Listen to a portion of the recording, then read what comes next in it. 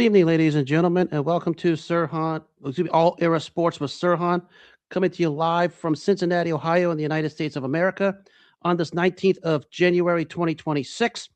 It is National Title Game night. I will touch on that here in a minute. Lots to get to in regards to that game. I'll give you my final prediction, and I will also talk about a night for a potential great that never turned out the way it should have. But I'm going to get right down to it. Of course, it was divisional round weekend over the weekend. And we'll start with what took place in Denver, excuse me. It's the Broncos escaping against the Bills. Lots of craziness all over the place.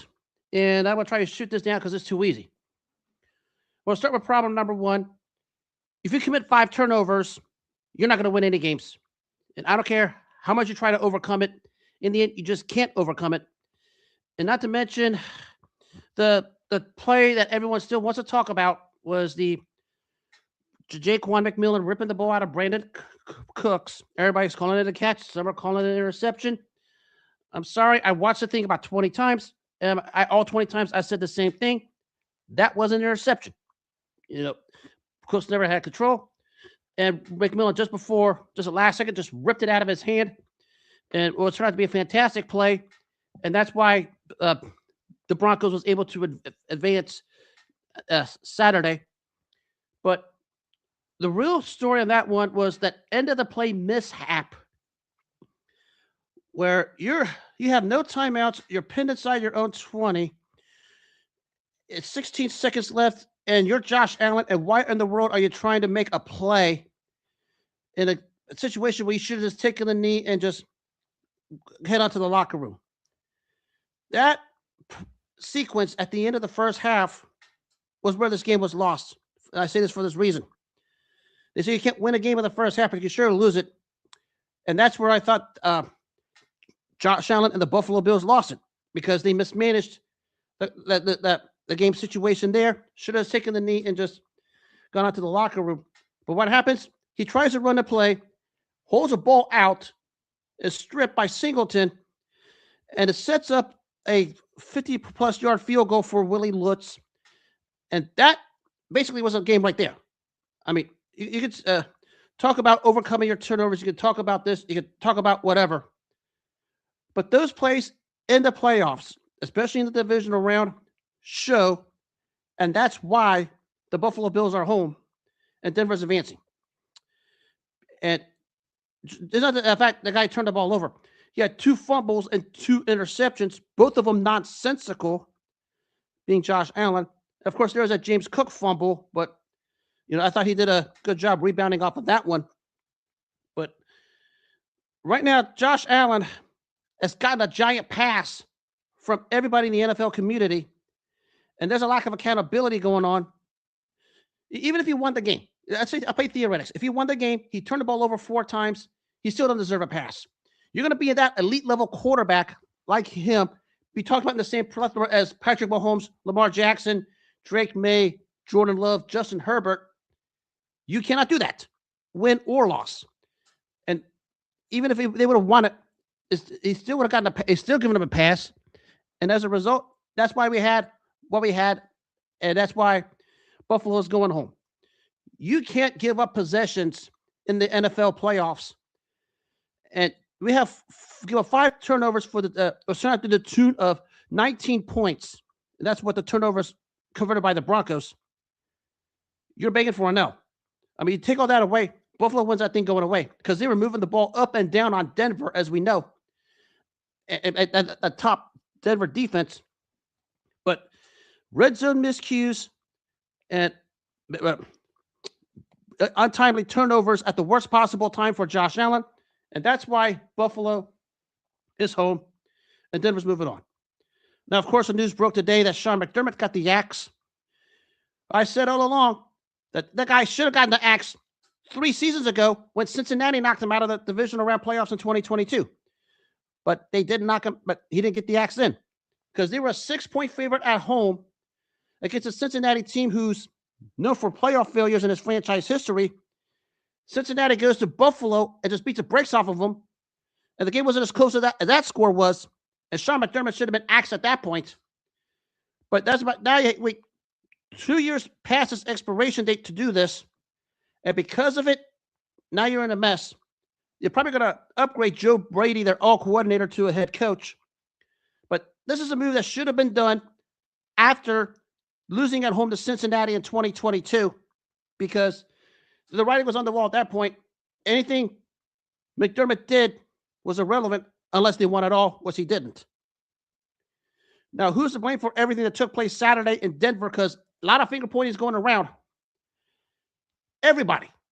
I mean, Josh Allen has gotten a pass. We know that. A big pass unnecessarily. It was a giant, one of the biggest passes you could give anybody. But everybody on that team, it's a whole team game. Everybody is to blame for that one. Not one person stood out. I mean, Josh Allen willed the best he could despite all of the turnovers. But when you lose a game, and that sort of stat shows itself and it rears its ugly head, that starts over there. Because I heard the same thing for years with Lamar Jackson. I heard the same thing about Patrick Mahomes when he lost the 2021 AFC title game in Cincinnati. I heard the same thing for many quarterbacks, Peyton Manning, Tom Brady, among many others. When they lost, they got a lot of criticism. But it seemed like everyone's given Josh Allen a giant pass. I'm not going to put everything on him. I said everybody in Buffalo is to blame. But the passes for Josh Allen need to end. And this putting him in the conversation as Patrick Mahomes, Lamar Jackson, Drake May, Jordan Love, Justin Herbert, among others, needs to stop.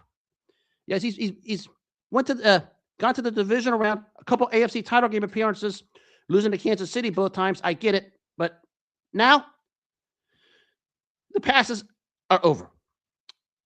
You didn't have Patrick Mahomes or Lamar Jackson in the playoffs. Justin Herbert was eliminated, and this was your golden opportunity to do something in the postseason. You might not get to that point for a while because AFC, who's been a slaughterhouse over the last few years, is going to be even better coming forward because, Kansas City and Baltimore aren't just going to sit put. Jacksonville is going to be better. I know C.J. Stroud crapped a bit, but I think Houston's going to find a way to be better. You still have the Broncos and the Chargers and, a couple of the other tier teams fighting for playoff spots like a Cincinnati and a Pittsburgh. They're going to be in there. You're Buffalo. You're going to regret this for a long time because the path was there for you to get to the Super Bowl this season. Everything was set up for you. And you didn't look all that great against Jacksonville, but you did get the win. But everything caught up to you. And as it caught up to you, it showed itself at the worst possible time. And that's why Buffalo is home and Sean McDermott is out of a job. But I said, that was 3 years after its expiration date. He should have been fired in 2022 after losing to Cincinnati. That was where everything should have ended for him. But it didn't. And that's why everything's about to be a mess over there in Buffalo. Maybe at the end of the day, Stephon Diggs was right. Now for Denver. I mean, sorry about Bo Nix.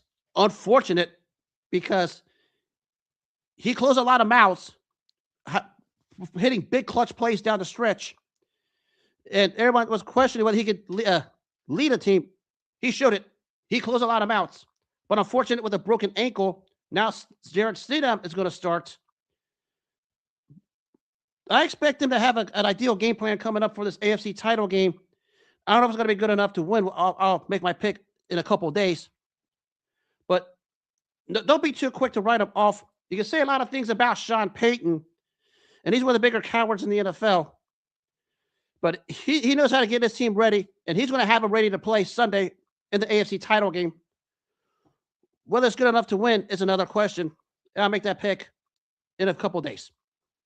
But let's back to Buffalo real quick. Everybody deserves a blame. Everybody. I mean, from the top down, because this was the moment you was waiting for to have a chance to just, I don't say ease your way, but a clear path to get to the AFC playoffs when there was total uncertainty in the AFC, and you had probably the best quarterback in the playoffs, at least in the AFC, in Josh Allen. And he was just absolutely abysmal despite all the efforts to try and win. But the whole team deserves the blame. And whether you get to this point again, it's going to be tougher than you think. Because the rest of the AFC, they're going to retool.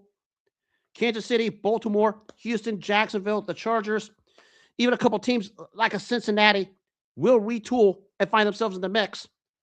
And it's going to be tough moving forward. I wish you guys nothing but the best of luck because this is going to sting for a while. And I thought losing to Cincinnati in 2022 stung. This one might sting even worse. Good luck moving on. And for Denver, you're going to the AFC title game. Get well soon, Bo Nix. You showed you're a pretty darn good quarterback and shut a lot of mouths with some clutch plays down the stretch in the fourth quarter and overtime, finding Courtland Sutton. And, of course, the go-ahead touchdown to Marvin Mims Jr. And you showed a lot. Unfortunate that the broken ankle happened. And even though they're starting another quarterback, I'm not ready to write Denver off just yet. That's game one. Nothing much for this other game I'll talk about. I'll just make it simple. The Seahawks just demolished the 49ers. I thought it'd be a little closer than this, but 49ers were just way undermanned. And this Seahawks defense is as nasty as it gets. And they just might stomp their way to the league if they manage to get solid play out of the quarterback position. Again, I'm still reserving judgment on Sam Darnold because I need to see more. But that defense is as nasty as I've seen it in quite some time. And they might be the NFC representative because of it.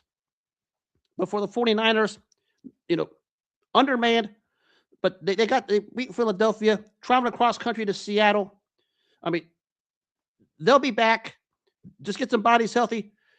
For a team of short man, they overachieved, probably winning 12 games and going to Philadelphia winning. And that was probably it because the Seahawks is just a machine right now. And we'll see about what the Seahawks do moving forward. So that defense, Mike Macdonald has his fingerprints all over that defense, and you're seeing it. And they were just all over the 49ers offense as they've been basically the entire season. And that's why the Mike Macdonald imprint has the Seattle team cooking right now, and they might just win it all. Again, I'm not saying they will, but they may, because that defense is lights out. Listen, I'm raising servant hope on Sam Darnold. That's the only thing that's holding me back from saying they will, because he still has to prove himself. Plain and simple. And, of course, a two-game Sunday. First one, the Patriots over the Texans. Granted, terrible weather. But C.J. Stroud, you put yourself in the Patrick Mahomes, Lamar Jackson, Josh Allen, Jalen Hurts conversation by yourself after your rookie season on a podcast. You put yourself in that conversation. Ever since that point, you've gone the wrong direction. And in these two playoff games against Pittsburgh and New England, you really took a step back. 9 turnovers and some decisions you made is a real head scratcher for a guy who put himself in the elite category.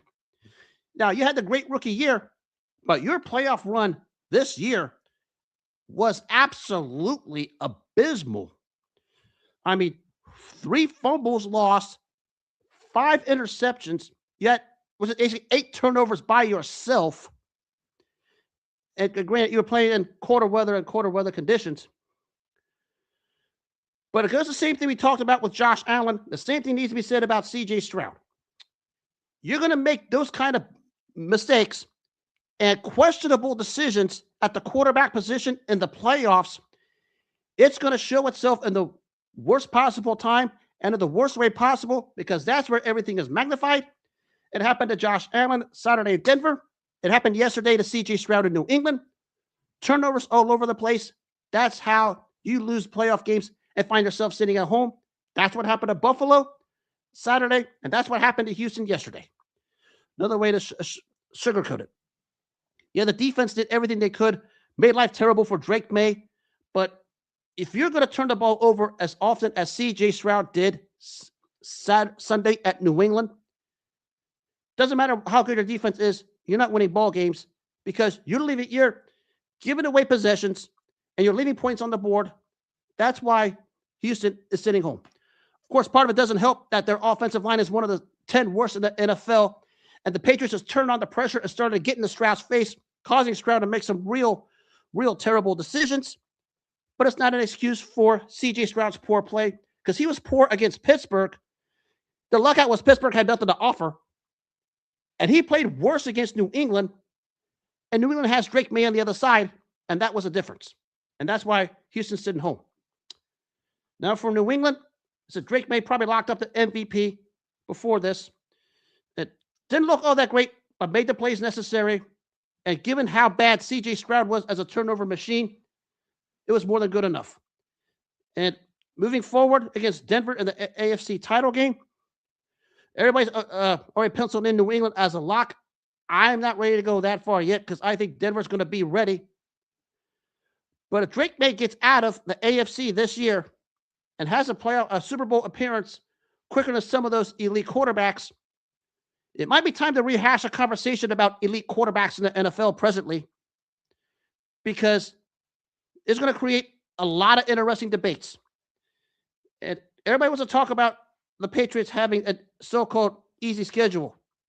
There's no such thing as an easy schedule in the NFL. That's just casual talk by people who don't have the courage to step onto the NFL field and play the quarterback position. You can say what you want about the New England schedule, but you can play who was in front of you. And if you're winning games against teams in front of you, you're going to get to this point one game at a time. That's why Mike Vrabel has them playing very good football. See what you about the opponent's records. It doesn't matter. They're in the AFC Championship. Like it or not, nitpick it all you want. It doesn't matter. They're there. They don't care. They're preparing for Denver Sunday. And the capper is what took place last night in frigid Chicago. And the Cinderella run by the Chicago Bears this season came to an end. Because like Josh Allen and like C.J. Stroud, you had Caleb Williams making questionable decisions at key moments in this game, especially the interception in overtime, where he had no business throwing a pass to DJ Moore in that situation. And Matthew Stafford just capitalized on it that set up the game-winning field goal. The Rams, they're a tricky team.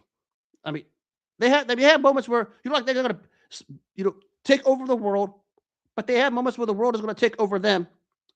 And you had a little bit of both in this game because it looked like they had the game under control, but the Bears just kept fighting.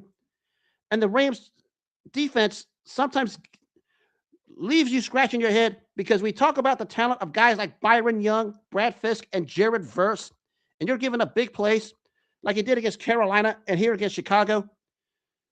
Makes you wonder, what their ceiling or their floor is.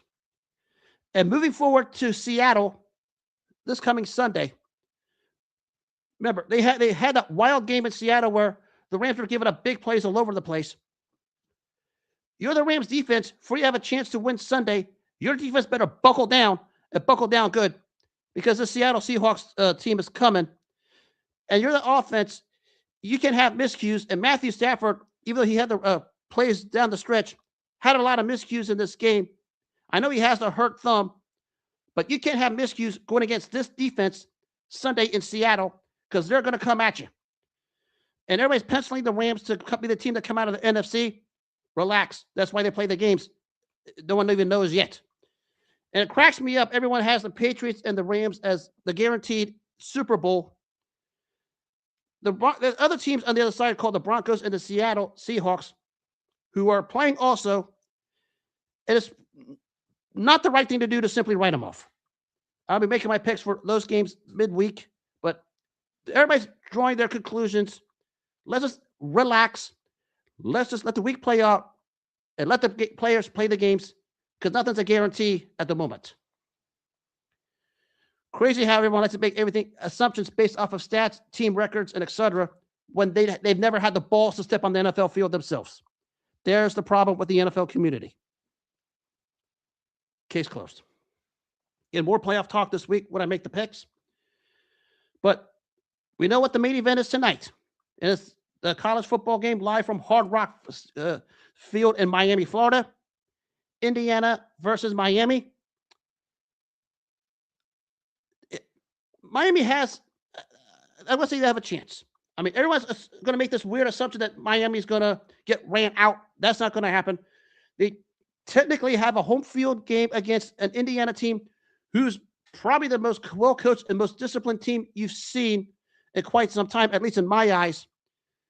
And for Miami to win, Carson Beck is going to have to play at a level he hasn't played at since he left Georgia. And that's going to be their only shot. I mean, it's doable. It is doable. But whether he can, I don't know if I go that far. Because everybody talks about the Indiana offense. They can beat you in so many ways. That Indiana defense can stop an offense any single which way possible, like they did to Ohio State, the Big Ten title game, Alabama, and Oregon, and Miami's next on their hit list. And that's going to be the difference. Miami's defense is going to do everything and anything possible to make this game competitive. And I think that defensive front, which is speedy and athletic, they're going to try it. But Kirk Cignetti is going to have these boys ready to go. And everybody over there in the Hoosier State is going to be ready to celebrate the national championship because Indiana is bringing it home. And I think they're going to pull away late to win this game. And Miami's going to do everything they can to keep it competitive because that defense is athletic and solid enough. But there's a reason why Fernando Mendoza was a Heisman Trophy winner, and he's going to show it. And there's a reason why you take Kirk Cignetti over Mario Cristobal when it comes to head coaches. You're going to see it tonight. That's going to be the difference. Everybody in the Hoosier State, Indiana University, get ready to celebrate because the national title will be headed your way. And I'm not going to try and jinx it anymore because I have a lot of friends over there in Indiana who's telling me they've lived through it. And, of course, they still remember what happened to Tyrese Halliburton, Game 7 of the NBA Finals against the Thunder in that state. And I know they're holding their collective breath. I understand it. But relax. Just relax. It'll come. Now to the world of boxing. Actually, before I get to the career of Meldrick Taylor, so I'm going to touch on some bad business that took place over the weekend. And boy, once again, we talk about bad business in boxing. Does it rear its ugly head? And boy, it rears its ugly head. Vergil Ortiz trying to separate from Golden Boy Promotions, who's basically promoted him throughout his entire career, largely due to the fact that he wants to fight with Boots Ennis, but the promoters want to play hardball. We've been here before. We've been here before, and we're here again. And it's time for everybody to get into a room with a mediator and solve all of this. Because you guys want to fight, and people involved don't want to fight. Get into a room, get a mediator, settle this, and let's get a definitive answer on whether the fight's going to happen or not. Because both sides are saying the other is ducking. One guy says his promoter is holding him back. You have Boots Ennis who's wearing OnlyFans trunks because he's a pervert. And he can't fight because he wears OnlyFans trunks and is a pervert. And all you guys just need to get into a room, get a mediator, solve all of this, leave the room with one definitive answer because there's too much, I'll call this word lightly, drama in the fight game with all of this, with everybody involved in both principles. And that's why we had to lead to what happened over the weekend with this. And I know he has clapback Thursdays or whatever the frick he wants to call it. But it's time for Vergil Ortiz to take his hands and clap in front of the promoter's face and simply say, wake up. Because he wants to fight. And if he wants to fight and the opponent wants to fight, why are you in the way? Make it happen. I know you guys made some weird offer of $7 million, which I think is just moronic for you to say any fighter is worth $7 million of these two, because neither of them are. Actually, I think you can probably say both these fighters aren't worth $7 million together. Just make the fight and let's get it out of the way. And the question I have is, why is everyone so yin-yangy over a fight that brings nothing to the table for either guy? One guy is the fake welterweight champ who's a pervert that wears OnlyFans trunks against Vergil Ortiz, who's increased his level of competition, but also doesn't have a belt of any sorts. He has an interim title for what it's worth. And what do we gain out of a fight like this? And why is everyone going to hub for a fight that's really not that relevant? And maybe back in the day, this probably would have been the perfect HBO boxing after dark fight. But everybody's talking about wanting to pay for it, and a fight that has no business being on any pay-per-view. That's the problem. Everybody's talking about a fight that's pay-per-view worthy that isn't. And everyone's going to hub over a fight that doesn't do much for either guy's career because nothing is gained. And for the loser, much is lost. That's what a potential Enos Ortiz fight is. Everybody needs to zip it, get into a room, get a mediator involved, hash out your differences, come up with a resolution.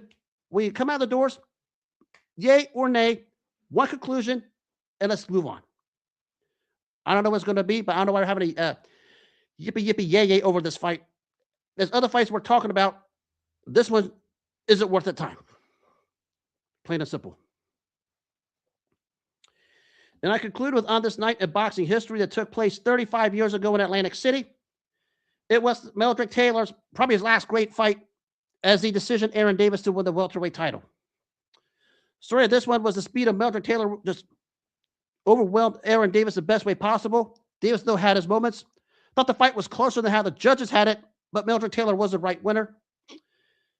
This was his first big fight after, we know what happened, St. Patrick's Day in 1990, when he just got everything done to him by Julio Cesar Chavez and everything around it. And we coined all of this phrase, never the same, after a beating he took against Julio that night. And you started to see it in this fight, but as luck was, Aaron Davis didn't let his hands go enough. And you could see after the grueling punishment Meldrick Taylor took on that night against Julio, because as his career was going on after Julio, something was missing. And at the time, we didn't know. The question was always going to be after that, can Meldrick Taylor escape the ghost of Julio Cesar Chavez of St. Patrick's Day in 1990? He did win a welterweight championship on this night, but you can see what happened on that night against Julio was it's taken out of him and it was gone forever, as late William Knack eloquently said in that legendary nice piece about Chavez Taylor. He got the win over Aaron Davis, was a rightful winner, won a world championship. Everyone knows the real world champion was Simon Brown, who Dan Duva ducked. And as a result, he had won a world title to try to say, I escaped the Chavez ghost. And he called for a rematch at 147 at that time, what Chavez basically said, I ain't chasing a guy I beat at another weight class, which I understand it. But we know at that time, that was the big money fight. Chavez Taylor 2, outside of Holyfield Tyson. But there are a lot of reasons why we didn't get it. Maybe the real reason why we didn't get it was maybe Taylor's confidence was more shot than people thought because of the physical abuse that took place that night in the ring. And because of all of that, that's why Taylor Chavez 2 didn't happen till 4.5 years after the first fight. But you probably say this fight, you started to see the signs. He had his reign at welterweight was good, but not great. I mean, he got a tougher than expected decision win over Luis Gabriel Garcia at a fight where, I thought Taylor won, but tougher than it needed to be. Had a rise from the canvas to beat Glenwood Brown after being floored twice, a fight that I thought Glenwood Brown won. But you can see the end was coming for Meldrick Taylor. And even the post-fight interview with Larry Merchant after that fight, you start to see the speech problems he had. And of course, the biggest mismanagement you could ever do is put him in a ring against Terry Norris, a natural junior middleweight, against a real natural junior welterweight.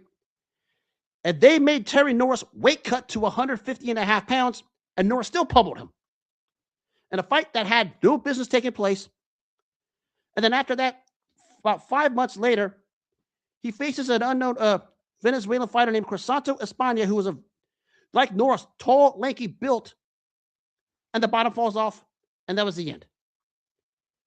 The Meldrick Taylor run at welterweight was trying to mask what happened on the night he lost that super fight to Julio Cesar Chavez in 1990. That's what happened in the end. They tried to say he won a title as a way to escape it. They thought winning a title was going to give him leverage for a Julio rematch, which there are a lot of reasons why it didn't happen, which it should have in 91. I'll acknowledge that. It should have, but there are reasons why it didn't. But maybe the biggest reason was the damage was done so much in that fight that everybody affiliated with Meldrick Taylor saw it coming and was trying to milk him for every last dollar possible before he got fed to the wolves when he fought Terry Norris and Crisanto España. 2 fights they had no business putting Meldrick Taylor in because he lost every minute of every round of both guys before both guys knocked him out. And that's the welterweight career of Meldrick Taylor. Meldrick Taylor, when he came out of the Olympics in Los Angeles, I mean, the youngest of the bunch, first to win the world title when he beat Buddy McGirt, basically dazzled with flash a la Sugar Ray Leonard. And people thought he was going to be the Ray Leonard category because, like Leonard, Taylor had like the Leonard style, the speed, the footwork. I mean, not just speed, blurry speed. I mean, 6, 7, 8, 9 punches in a snap. But what hurt Meldrick Taylor down the line, and it started with the Chavez fight, and as a career was going on, when he got hit, he wanted to become Joe Frazier because of the Philadelphia background. And if you're going to try to be Sugar Ray Leonard and Joe Frazier in the same sentence, you're begging for trouble. That's what happened to Meldrick Taylor in the end. That's what happened when he fought Chavez. That's what happened when he fought Terry Norris and Crisanto España. And even though he won against Aaron Davis and managed to get away with a little bit because Aaron Davis didn't let his hands go enough, the signs were there when he won this welterweight title. He called for the rematch, which actually should have happened by the end of 1991. There's a lot of reasons for it. But when you look back in hindsight, when he won this welterweight championship from Aaron Davis, he used it as a way to mask what happened to him on that night in St. Patrick's Day in 1990, and to try and say, I found a way to escape the ghost. But in the end, he really didn't. Because the only way he was going to escape the ghost was trying to get Chavez in the ring. Now, there's a boatload of reasons why it took 4.5 years. And I won't go into the details of it. But you saw the signs. If you followed Meldrick Taylor after Chavez, you saw the signs gradually, little by little. And even though he won this fight against Aaron Davis to win a belt, it was basically the belt masked everything that happened to him on that night against Julio. But as his career went on at welterweight, you started to see it more and more. And main events who tried to milk him for every last penny possible because of the storyline of could he escape the ghost of Chavez. When they couldn't, that's why they threw him into the wolves against Terry Norris and Crisanto España in 2 nonsensical fights that got Meldrick Taylor just overwhelmed, and that was the end. That's the reign of Meldrick Taylor at the welterweight division. When he was a junior welterweight, I mean, the guy was a blur of the moment. And the first 9 rounds of the Chavez fight, I mean, he was the best fighter in the world the first 9 rounds. But he got broken down gradually. And we know what happened in the end. I'll say that's why I do my Chavez Taylor anniversary show. But when he got broke down and beat down the way he did in the end, and you lose that kind of way, forget about that stoppage for a minute. I'm going to isolate it. I said, I'll talk about it in March. Think about the beating he took that night.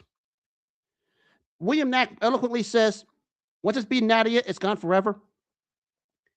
It was beaten out of Meldrick Taylor that night, St. Patrick's Day in 1990. He did get a win over Primo Ramos, as I said, won this welterweight title. But winning this welterweight title masked the fact that Meldrick Taylor could have never escaped what happened St. Patrick's Day in 1990. And it wasn't just because of the final seconds. It was because of what he took the previous 11 and a half rounds of that fight before the final seconds. And when you get that sort of beating handed to you, the way he did, it gradually adds up. And that welterweight title was basically a temporary Band-Aid for what was about to come. And the rest of his career after that wound up the way it did. And it goes back to the fact that this guy tried to be Sugar Ray Leonard and Joe Frazier in the same sentence against one of the toughest hombres to ever lace up the gloves, St. Patrick's Day in 1990. And because of it, the rest is history for him. He did win the welterweight title, but it masked everything, and he used it as a way to try to show the whole world he can escape the ghost of Julio. But in the end, he really didn't. Of course, there's a hoopla about him going to the Hall of Fame. I already said he beat Buddy McGirt. If you're going to put Buddy McGirt in, you better put Meldrick Taylor in. I mean, the guy had a slightly more decorated career, especially in the amateur ranks. But I'll touch on that down the line when it comes to the Hall of Fame talk and him. A phenomenal, phenomenal talent. But when you have that beaten out of you, and we see it a lot of times in the fight game, and I can point to a ton of high-level examples like this. Once it's beaten out of you, and it was beaten out of you the way it was, Meldrick Taylor that night against Julio, you can try anything you want to mask it. You can try anything you want to hide from it. You try to be like a turtle and put your head in a shell. But once it comes out the way it does, out of the shell, and the first crack it's shown, that is over. That's what happened to Meldrick Taylor as he went on his welterweight reign. Not great as a welterweight because of what happened against Julio. And as a result, that's why his career ended tragically the way it did. I'll talk about the 2-second aspect when I have the Chavez-Taylor Legendary Nights show on this live stream in March. I'm saving it for that. But it's about how Meldrick Taylor just fell off the rails after losing to Chavez and using a win over Aaron Davis to mask his declining career after that point. They say you have that one great performance on your way down. It took place 35 years ago in Atlantic City. Meldrick Taylor had his last finest hour decisioning Aaron Davis to win the welterweight title to hide the downturn post Julio Cesar Chavez won St. Patrick's Day in 1990. That's all there is to it. And on that note, that'll wrap up this edition of All Era Sports with Sirhan. Don't forget that I will be watching, like everybody else, of the national title game. I will have the recap tomorrow night, among many others. And as always, if you missed this show or any others, you can listen to them on the iHeartRadio, the Apple Podcast apps, and you can watch the video version on Spotify. And as always, make self-care your number one priority in all walks of life. You take care of yourself first. Respect other people's boundaries. Center on your boundaries. Don't let anyone step on them. All the good things will come your way. That'll wrap up the show. Have a good rest of the night. Take care of yourselves. God bless. I'll see you tomorrow night.